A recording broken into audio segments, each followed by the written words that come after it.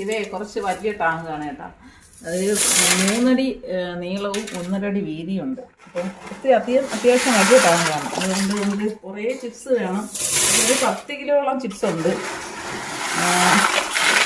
എനിക്ക് കൈയും കൂടെ വയ്യാത്തതുകൊണ്ട് ഇപ്പോൾ അതൊക്കെ പറ്റുന്നുള്ളൂ ഇടാനായിട്ട്.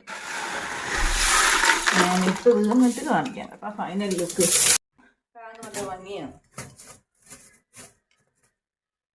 എന്തായാലും വെയിറ്റൊക്കെ ഒന്ന് വെച്ച് നോക്കാം. ചിലപ്പോൾ ഇത് താന്നിടക്കും, അറിയാൻ പറ്റില്ല. വെള്ളം ഒഴിച്ചാലേ അറിയാൻ പറ്റത്തുള്ളൂ. തൽക്കാലം ഉള്ള കല്ല് വെച്ച് അഡ്ജസ്റ്റ് ചെയ്ത് വെക്കുകയാണ്. കുറേശ്ശെ വെള്ളം കൊണ്ടൊഴിച്ചാലേ പറ്റത്തുള്ളൂ കേട്ടോ. നമ്മൾ ബാത്റൂമിൽ നിന്നാണ് വെള്ളം എടുത്തുകൊണ്ട് വരുന്നത്.